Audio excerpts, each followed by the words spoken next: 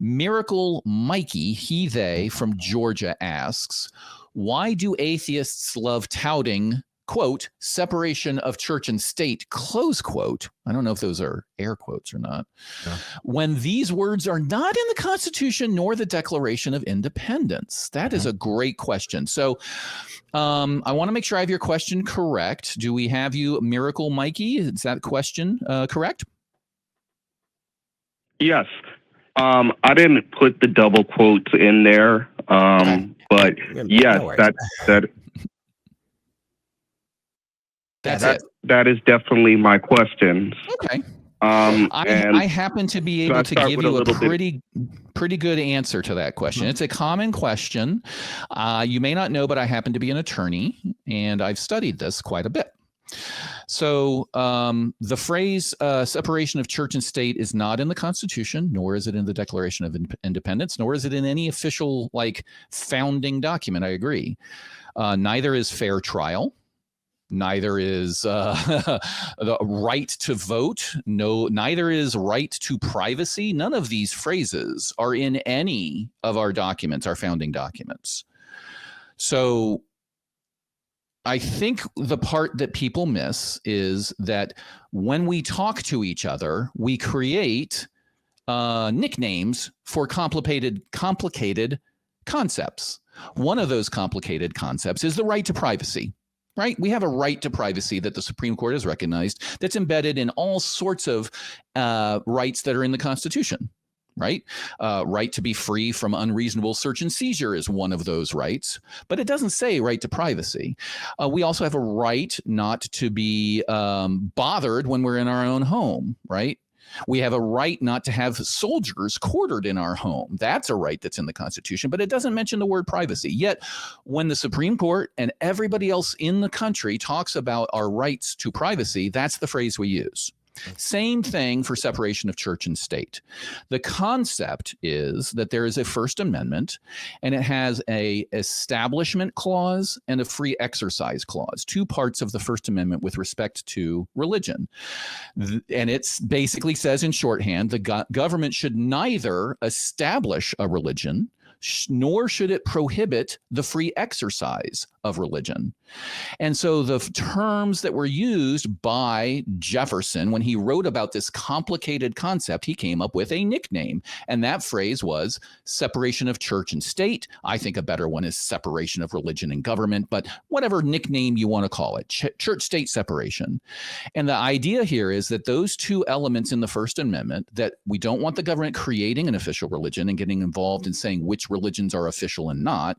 And the other one that says we shouldn't prevent people from practicing their religion as long as the acts that they perform are not criminal, that creates a wall between the government and the practice of religion, that the state is not going to get involved in telling you what religion you must practice, and it's not going to get involved in telling you which religions you can't practice. So does that answer your question, Mikey? A little bit, but I have some rebuttals, like the fact that I'm gonna go ahead and have your rebuttals, but I'd like you to do the. I think you were about to do this, so one at a time. What's your rebuttal? And everything I said is kind of a fact, so I'm not sure how you would rebut it. Yeah. Let's do your best rebuttal. We'll start with that one, and then we'll move on to the second one if needed. So go ahead. Okay, so I like to point out one thing, that why is Jefferson writings canon when he did not write the Constitution? So we go off the Constitution. We can just stop right there. We can just jump in. I can go ahead and jump in, Mikey, because nothing that cross-examiner said in any way, shape, or form was going down that route. Okay. And I can just go ahead and tell you as a lover, as somebody who just really enjoys early American history, right? Nobody in that space feels that way, as far as I know. Could be wrong, but yeah, nobody feels that what Thomas Jefferson wrote, or even the guys from the Federalist Papers, man. Nobody says that stuff is just like, frickin' holy or anything. What they do say, though, is that it gives a fairly robust and clear indication of what those individuals were trying to do and say when they wrote these things down so many years ago. So we've got a lot of documentation from these individuals that makes it really, really obvious they didn't like the idea of the government telling people what to believe or what not to believe.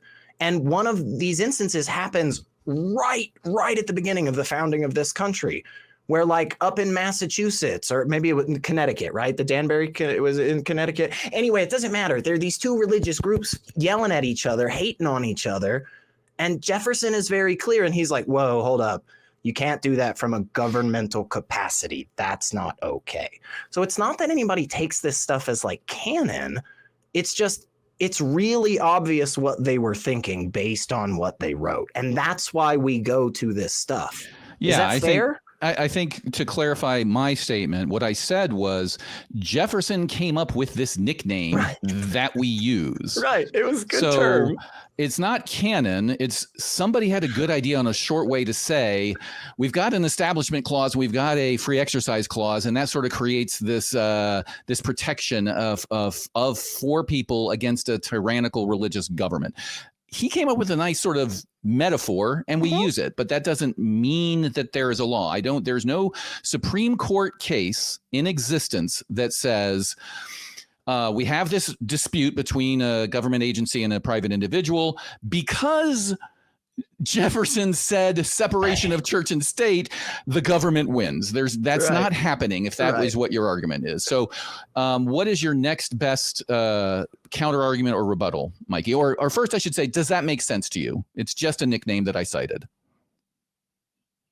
Well, I wouldn't say it's a nickname, more like he's the one who created the phrase. So it's canon with him. I wouldn't call like the idea of separation of church. So the meaning of the word canon is. So, I don't think you have any idea what that word means. Yeah, I was going to ask him that. Could you please define what you think canon means? Because when I hear canon, there's two interpretations. And I was assuming a sort of a legal, it's an authoritative source type of canon, but maybe you just mean it's canon in the realm of Harry Potter fan fiction, right? So what does canon mean to you? Because that's not a legal term. Well, it's certainly not a legal term, but I'm not a lawyer. But I would say that canon is a set value of doctrines by a particular person. Okay, but they have no authority over anybody, right? Courts are not going to cite a Jefferson canon and say, because of this, this controls the outcome of this case, right? They cite actual laws, right? And they use the statutes. Okay, and the Constitution is a giant statute. Can you cite Go ahead. Can you cite an early law? Hold on. Could you cite an early law in the let's say post-American Revolution period that states the separation of church and state? Congress shall make no law respecting an establishment of religion. I think he's talking pre-Constitution, right? You're talking pre-Constitution? Pre-Constitution, post-Revolution. Is that what you're talking about? Okay. So in 1786, the Virginia General Assembly tried to pass a bill that would pay for the hiring of Christian teachers for public schools. Jefferson, who a year earlier or maybe 3 years earlier had introduced a bill to prevent that sort of thing, rose up along with Madison and other founding fathers pre-Constitution now, and wrote it was Madison who wrote a remonstrance and something against the bill. They got it published in the papers and called the assembly out saying, this is exactly what we shouldn't be doing. And that assembly put the bill on hold for a year so everybody could read what Jefferson wrote, the argument he was making. Again, it's not what he said goes, and this is pre-Constitution. That year, they passed Jefferson's bill from 3 years ago, which he reintroduced a year later after the argument had been played out, that explicitly, and it was called Thomas Jefferson's, what was it called? The Virginia Statute for Religious Freedom was the name of that bill. And it explicitly outlawed the government getting involved in religion, specifically in this way and in other ways. So there is an example to you of the Virginia colony listening to Jefferson and saying, you know what, that's a good argument. We're going to make that a law. And that is pre-Constitution. Is that a good enough example for you? I mean, it was more or less have to do with the state and the religious establishment, but I'll definitely take it. Like that's a pretty good example. I give you that. And I'm reading towards it. It's saying that no one can be forced to attend a religious worship or support a religious blah, blah, blah. No one can be harmed for their religious beliefs. Okay, so Yeah. it's laying Think about So it like that, Mikey. Think about it from that Go ahead, perspective. sorry. You're in Georgia right now. What if tomorrow a bunch of police officers knocked on your door and said, "We got this order from the governor themselves, and you're a Christian, Mikey, and we're going to arrest you for that"? Don't you think that's wrong? Don't you think that's fucked up that the government should be allowed to do that? Absolutely. Yeah, me too. Me too. I also think that the government shouldn't be allowed to go to your door, knock on your door, wake you up on a Sunday and say, "Hey, man, the Church of Scientology is starting up in 20 minutes. Get your ass in the front row." Don't you think that's wrong? Yes. Let's jump on a utterly realistic example. Let's say I have a group of followers of my religion, Muslim, Christian, some crazy cult that hasn't been invented, Falun Gong, or whatever it may be. And I convince a whole bunch of them to move to a underpopulated state, right? So I go to Iowa. I'm the Mormons, right? I go to Utah. And all of a sudden, I start winning elections. And then that government, it doesn't punish me for being not a Mormon or not a Falun Gong member, but it starts taxing me and taking the money it taxes from me and giving it to the Mormon church to run schools and to teach their philosophy, or it gives it to it was a Muslim majority that invaded the state and took it over and started passing laws where we're going to tax me and give my money to imams that are going to go out and preach about Islam. That's a much more realistic example. And that's exactly the argument that Jefferson made back in 1786. In fact, the argument he made was even more subtle than that. He said, of course that would be wrong. This tax, take your money and give it to this preacher that you might disagree with. But he even said, even if the preacher is Christian and the man being taxed is Christian, he might not agree with every interpretation the government's preacher is making when they give money to that particular preacher. We should not be involved anywhere. And this is all pre-Constitution. So I hope this is helping you sort of understand that it's a complicated issue. And when we say separation of church and state, it is shorthand for all of these concepts because there are hundreds, if not thousands of Supreme Court opinions alone, many more circuit court opinions that have defined sort of the limits of these First Amendment clauses, the Establishment Clause and the Free Exercise Clause. And we wrap that all up in this one shorthand term called separation of church and state. But you're right. Those words are not in the Constitution, just like right to privacy is not in the Constitution. Gun rights, not in the Constitution. Yeah. We call it right to bear arms, right? There's phrases we use all the time that is just shorthand for complicated things. So does that make it a little clearer? Yes, I would like to add something. The reason why gun rights is not in the Constitution is because it's really weapons rights. Like you have arms, right? Many right. I totally agree with you. Your right to bear arms shall not be infringed. But what do people say on the street? What do politicians call it? Gun rights. The phrase gun rights isn't anywhere in the Constitution. Yeah. But in popular culture, when we talk about it, we say gun rights. That's my point. Yeah. And the same thing with separation of church and state. Yeah. And that same thing, the separation of church and state, that protects you, right? That protects you, Mikey, from being forced to give your money to a religious institution that you don't agree with, or that protects you from being rounded up on the streets and put in jail for what you believe or don't believe, that separation of church and state is the same thing that protects us all. It protects all of us, and it cuts the same both ways. I don't have the right as an atheist to go win elections and then start passing laws that say, if you're not atheist, you can't live in this city. If you're not atheist, you can't drive on the street. That is a good thing, man. Pass the belief tax. All. Yeah, the belief tax. Right now, just so you know, Mikey, in my state, in Tennessee, just a neighbor to you, there is still a law on the books that says you can't run for office if you're an atheist. That's why Gail Jordan was once labeled the most dangerous woman in Tennessee, because she was openly a non-believer running for a state office. That's disgusting, man.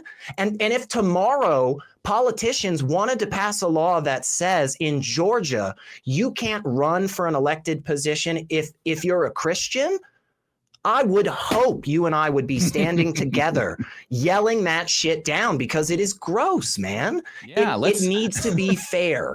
Let's ask Mikey. So we've been operating under the assumption, based on the wording of your question in the call, that you were kind of thinking that maybe there shouldn't be separation of church and state. So we're kind of reacting to that. But I guess my two questions are, I hope that we've sort of helped understand why people use that shorthand phrase. And more importantly, do you think there should be separation of church and state? With respect of how the Constitution phrase it, yes, because people are abusing the idea of separation of church and state. Like, I'll give you a prime example.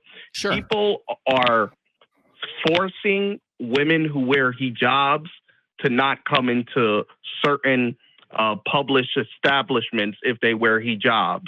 Because why? It actually, oppresses women. It's a let's talk about that. Oppressing women. Yeah, that's a good one. Yeah, let's talk about that, because that's got some subtleties to it. All right. Yeah. So I'm going to clarify. I'm going to ask you for some clarifications. I'm unfamiliar with the specifics. Let's treat it as a hypothetical. So you said people are not allowing women who are wearing hijabs to come into, I assume, their stores, their public establishments. Do I understand you correctly?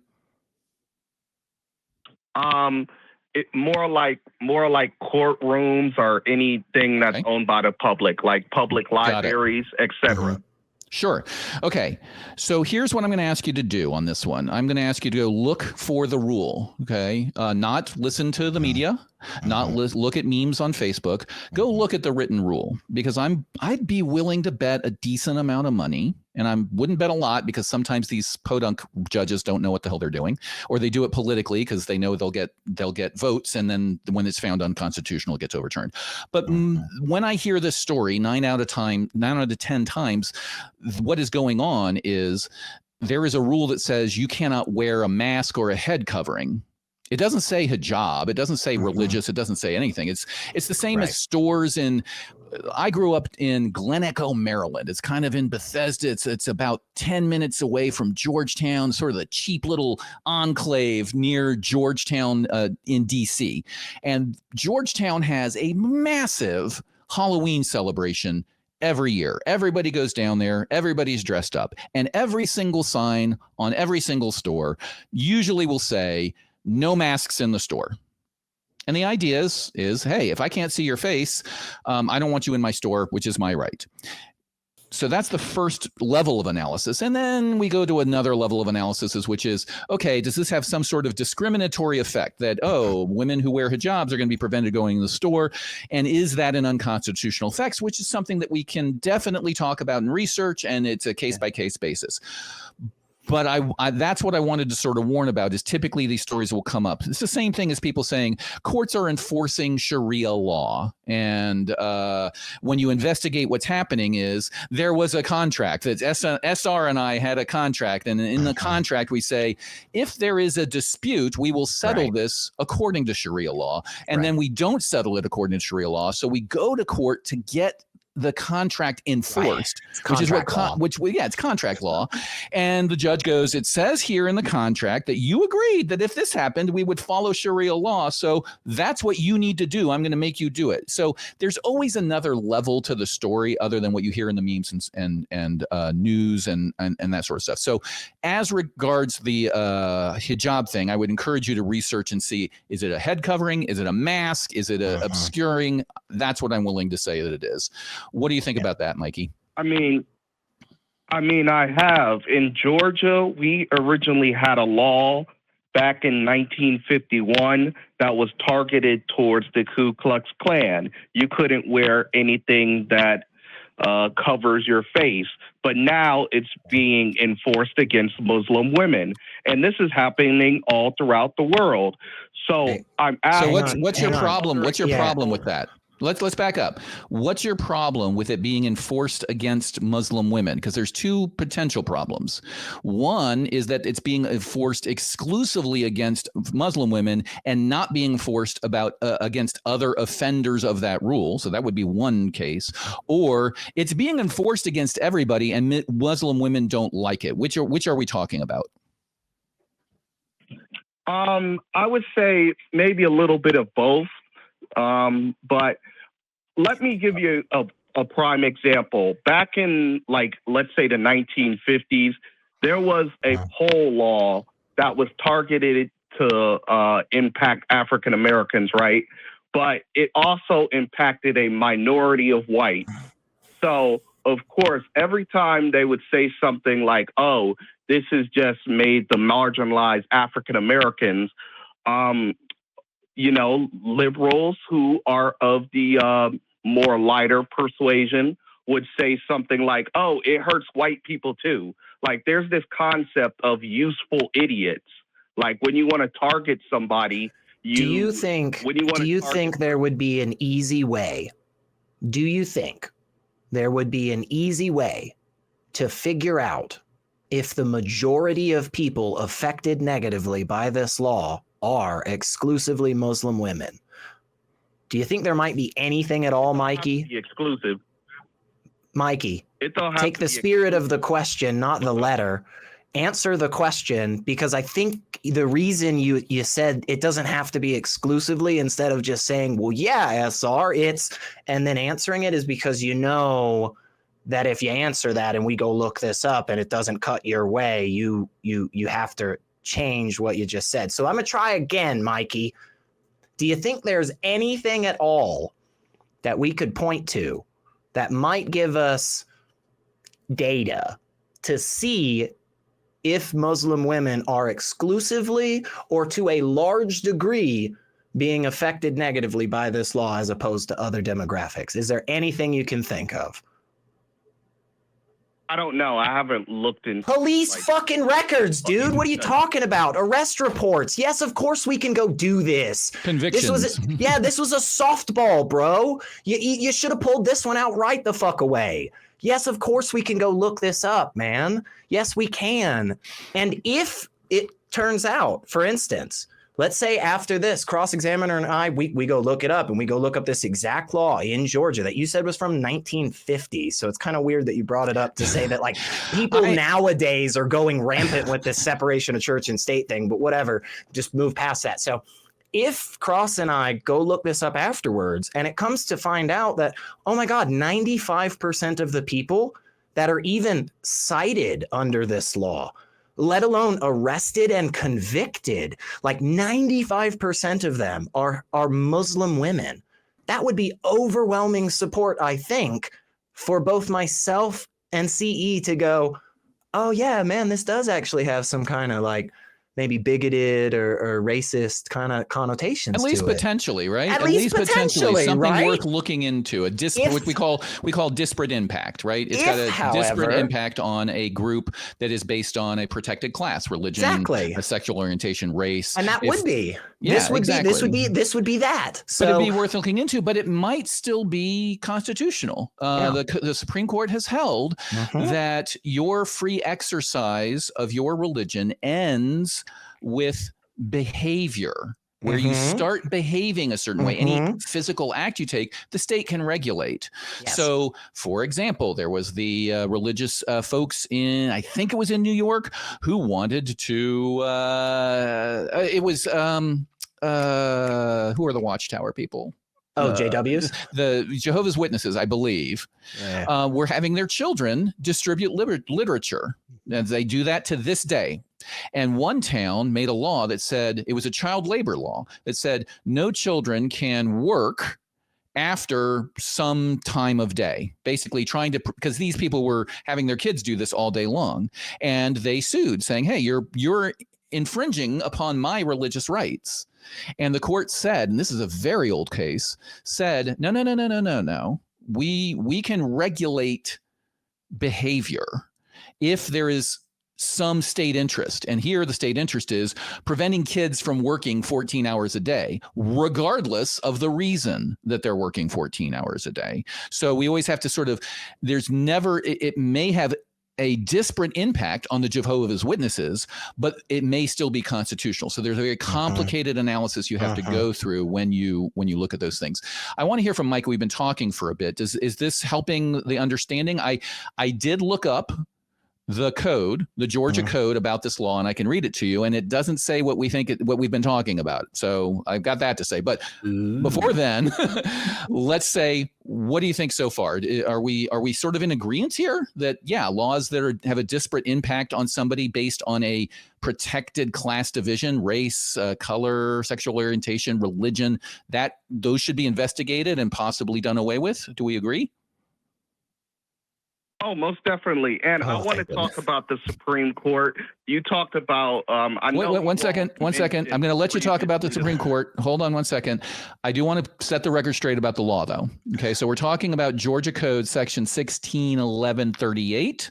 I'm going to read it to you real quickly. A person is guilty of a misdemeanor when he or she, 1, wears a mask, hood, device by which any portion of his face is so hidden, concealed, or covered as to conceal their identity. So that's 1. 2, is upon any public way or public property, i.e. not in the safe way, the private property of another or the private property of another without the written permission of the owner to be of such property to do so.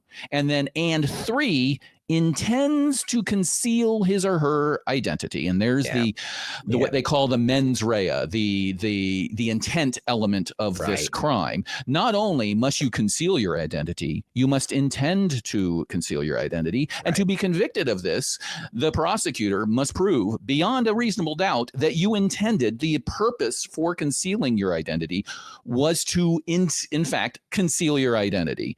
I would seriously doubt I could get a conviction on this on a woman who's wearing hijab walking into a store. So I just wanted to throw that, or a courtroom, right? Now, we may be talking about individual courts, judges saying, hey, no head coverings whatsoever for safety purposes. And we just saw a judge get shot yesterday or 2 days ago by his own sheriff. So courtrooms are violent areas. But I just wanted to set the record straight. So go ahead, Mickey. We don't have a ton of time left. What is your question about the Supreme Court? No, it's not a question. I just wanted to point out a fact.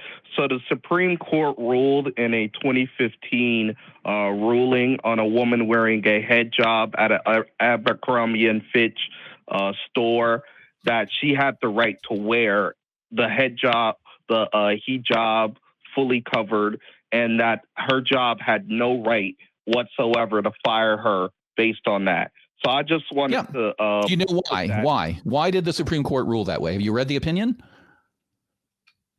No, you can read it for me. My phone's not died. Yeah. Okay, so I'll recommend you actually Google that and go read it. Reading Supreme Court opinions are actually kind of cool because they don't speak in the old legal way of all the whys and therefores and the party of the first part and X whatever I said earlier, post hoc ergo propter hoc and all of that stuff. They speak in plain language these days, and you can actually read their arguments. I have not read that opinion. I remember the opinion, but it was an employment issue, right? It was not a constitutional issue. It was basically saying, you are affecting my ability to practice my religion. Do you have a good reason to do so? And if they didn't, then they can't really do that as an employer because that's discriminatory. You're making me do this when other people don't have to. If it was they were claiming sanitary issues, you need to wear a hairnet. Well, I'm pretty sure a hijab accomplishes the task, right? What about Sikhs who have head coverings? What about male versus female? It could have been genderist. Who knows, right? So I encourage you to go read that opinion and figure out what their arguments were. And here's my pro tip. Here's a pro tip on the best way to read Supreme Court opinions. Read the dissents first, because they are going to make a lot of really good points. And you're going to read the dissent and you're going to think, oh, yeah, I agree with these guys. And then you're going to go read the majority opinion, and then you might be swayed and go, oh, I didn't realize all this stuff. I agree with the majority. But what you will learn is a lot of these are not as close or not as easy as they seem. They do handle a lot of close cases. So I want to thank you for your call, Mikey. We spent a lot of time there. I hope that you learned a little bit, especially about the separation of church and state. I remember Michelle Bachmann going in front of a group of law students when what was she running? Was she in a primary for president, or she was with somebody's VP? And she said in a group of law students, she gave some speech and she said, after all, the phrase separation of church and state isn't even in the Constitution. And the entire group of law students just started laughing at her during this press event. And it was precious. So. Good, simpler times, my friend. Indeed. Yes. Yeah. And I know we already let you go, Mikey, but I'll throw this out there. My two things, other than which I, by the way, totally agree with you, Cross. Like, everybody should be reading all of the opinions coming out of the Supreme Court because they're just super fun to read through, honestly. But I would also say, Mikey, to you and anybody else that kind of feels like they're in Mikey's camp. Okay, here's a couple of things. Do some homework. Take some time. Go look at a handful of different laws that have been passed in the country of France over the last decade or so, because they've been touching a lot of this stuff about secularism. Sometimes, and this is just my opinion, sometimes I think they go too far. Sometimes I think they cut it really, really well. But just go look into that and see how this plays out in other areas of the world. And also, I would suggest looking up the nonprofit organization Christians Against Christian Nationalism. One of my favorite groups to tell people about, because they are on the front lines of pushing back against a lot of this, Christian nationalism takeover that's been going around the country. Yeah, so I utterly agree. That is a great organization. And if there's one takeaway the audience should take here is, we hear that a lot. The separation of church and state is in the Constitution. People are getting that from the media they consume. They're getting it from Fox News or from AIR, or whatever they're called, or QAnon, whatever, News Daily, or their Aunt Bertha on Facebook, right? And it's an echo chamber to some degree, and they hear it a lot. And it's one of my favorite things I point out on my podcast, the Cross Examiner podcast, if you want to go look for it, is that the oldest trick in the book is to say something that's absolutely true but utterly misleading. And it is absolutely true that the phrase separation of church and state is not in the Constitution. But I hope the recitation of facts that we gave Mikey would demonstrate why that is irrelevant. And if the shorthand response, if any of your relatives tries this, you just say, neither is the right to privacy. So what's your point? That phrase is not in the Constitution. And you can go look it up. There's websites that are like, here's 20 other phrases we use every day of our lives that are not in the Constitution as shorthand. So just say that and move on with your life.